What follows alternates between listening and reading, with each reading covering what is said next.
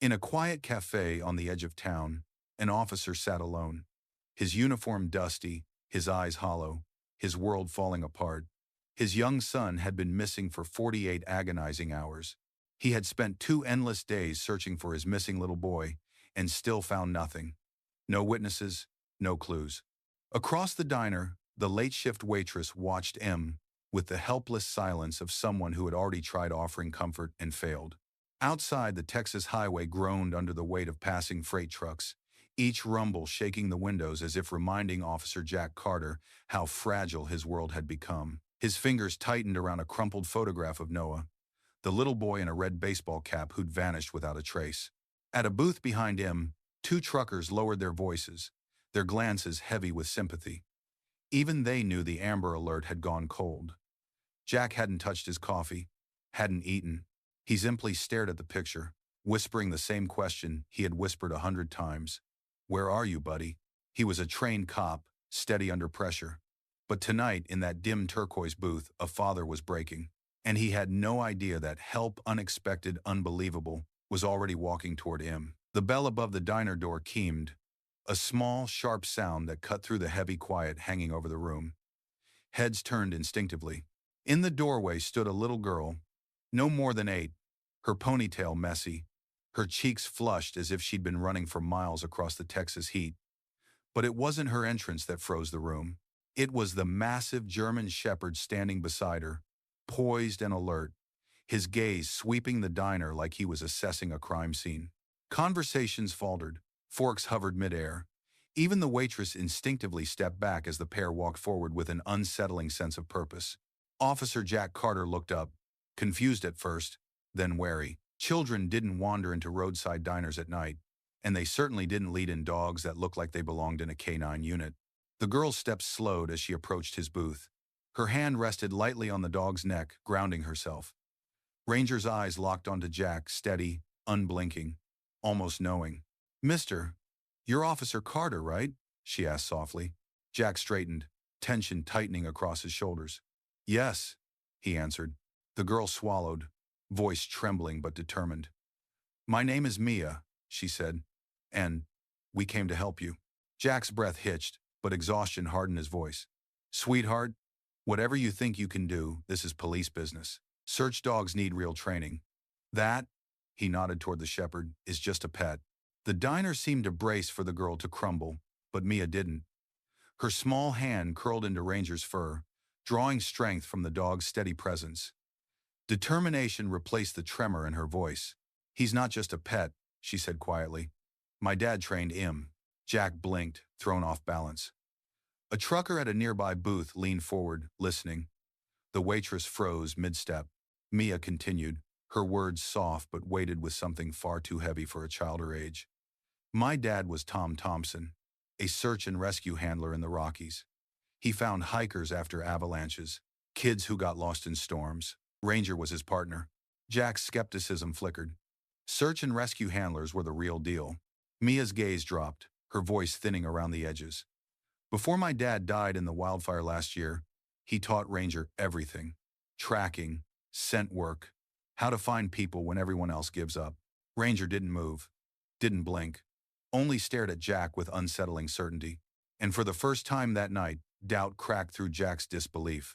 Jack exhaled shakily, the weight of disbelief and desperate hope crashing together inside him. His fingers trembled as he reached into his jacket and pulled out the one thing he'd carried nonstop for 2 days. Noah's blue hoodie, the last piece of his son he could still hold on to. Mia stepped back slightly, her voice barely above a whisper. "Give it to Ranger." Jack knelt, placing the hoodie on the diner floor. Conversations fell away. Even the hum of the refrigerator seemed to fade as Ranger lowered his head. The shepherd sniffed once, then again longer, deeper. The muscles along his back tightened, his ears shot forward, his tail froze midair. A silent tension rippled across the room like a shockwave. Mia's breath caught. "He's locking on." Jack felt his pulse surge painfully. "Is that normal?" "When he finds a scent that matters," Mia murmured, "he changes. He focuses like nothing else in the world exists." Ranger inhaled one final time, then jerked his head toward the diner door. A sharp bark exploded from his chest, urgent, commanding. Jack shot to his feet. Chairs scraped, eyes widened. For the first time in 48 hours, something was happening. Ranger wasn't unsure. He wasn't guessing. He had Noah's trail and he was already moving. Ranger burst out of the diner with a force that startled everyone inside, his paws pounding across the pavement as if the scent were a glowing trail only he could see.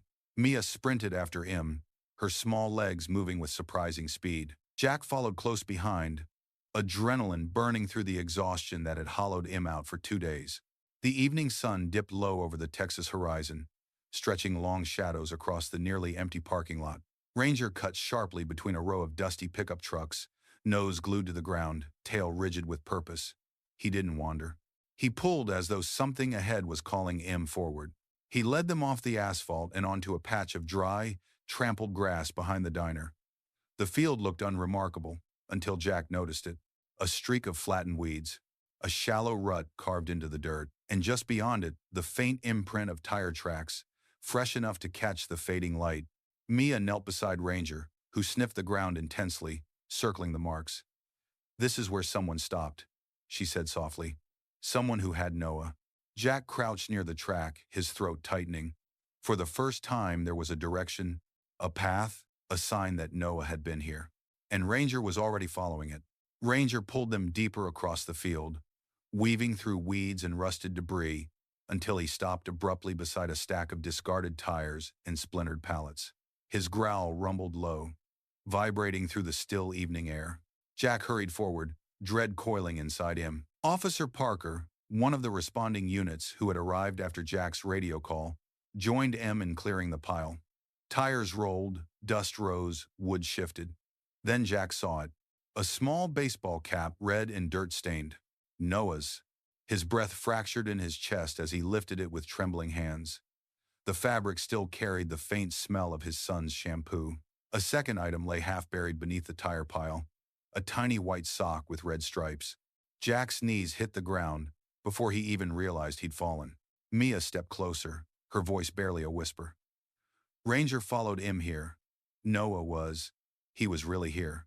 Before Jack could respond, Ranger's posture changed violently. His ears shot forward, his body stiffened. Then, a burst of movement in the tall grass. A dark figure exploded from hiding, sprinting toward the fence line. "Hey! Stop!" Parker shouted, but the man vaulted the wire fence and vanished into the shadows beyond.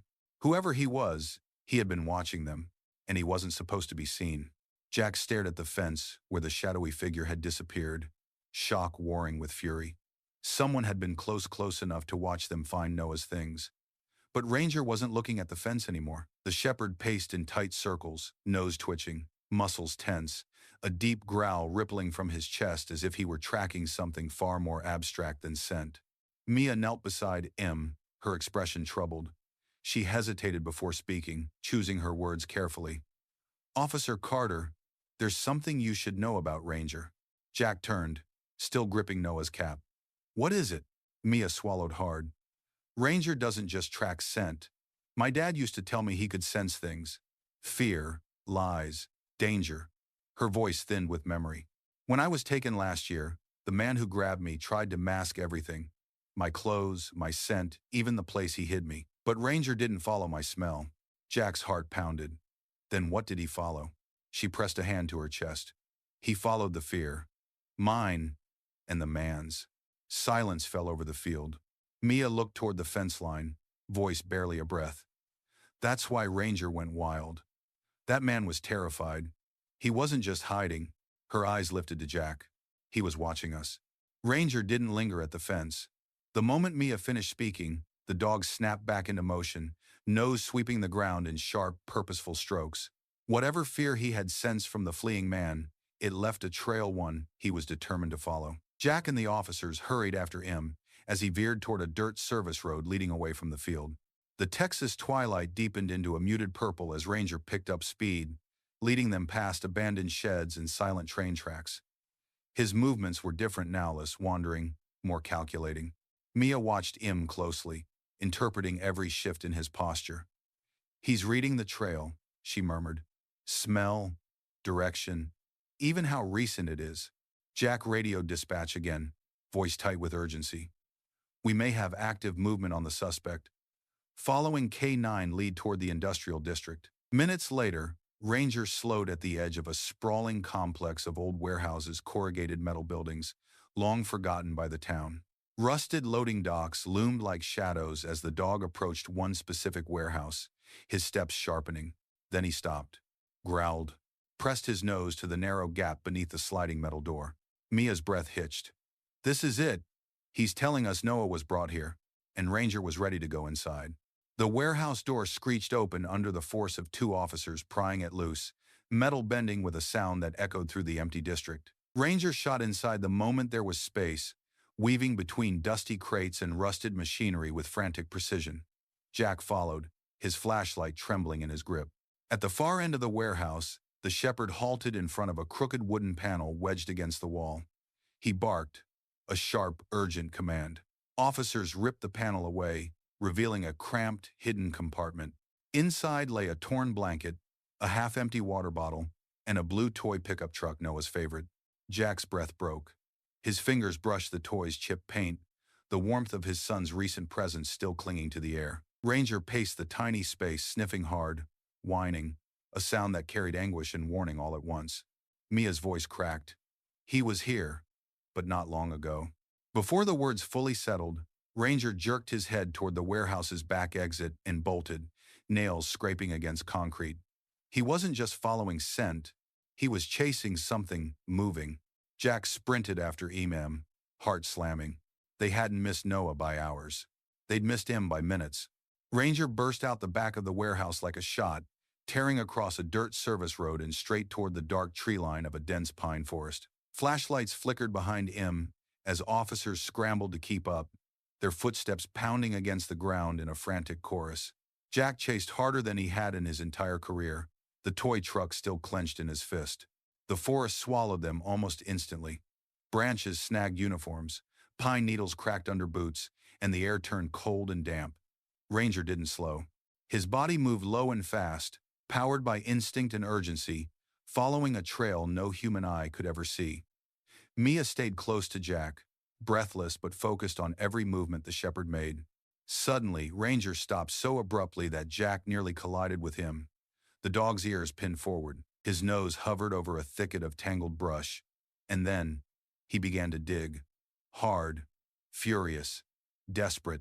Jack dropped to his knees, ripping branches aside with trembling hands. Dirt flew, pine roots snapped, and a metallic clang sounded beneath the soil. A storm shelter, partially buried. Its vent rattled with a faint, broken sound. Jack pressed his ear to the metal.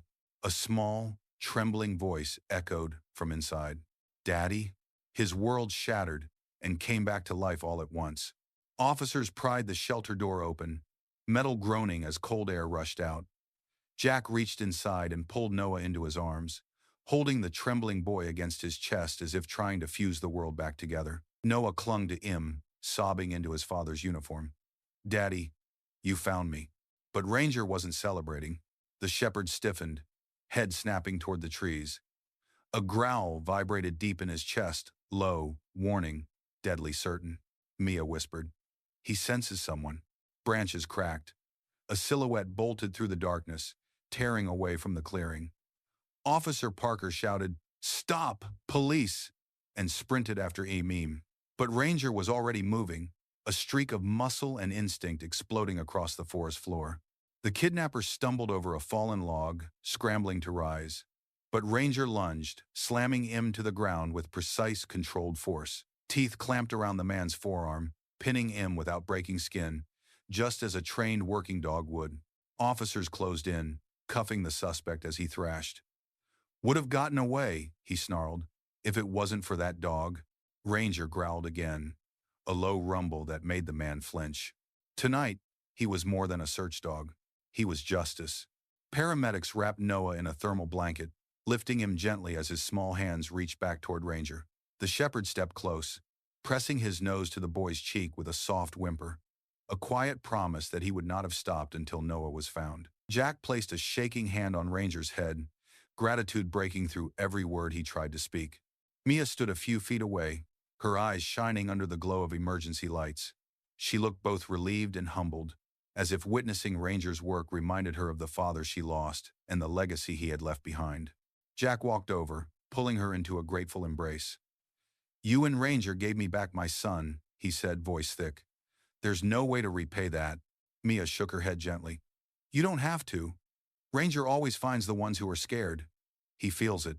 Ranger settled beside them, chest rising steadily, the weariness of the night softened by pride. Officers, paramedics, even bystanders paused to watch the unlikely trio, a grieving father, a brave child, and a dog who refused to quit. In the quiet that followed, one thing was clear. Hope had a heartbeat, and tonight it wore fur. And if stories like this move you, remember to like the video and subscribe to Police Dog Tales for more powerful canine legends.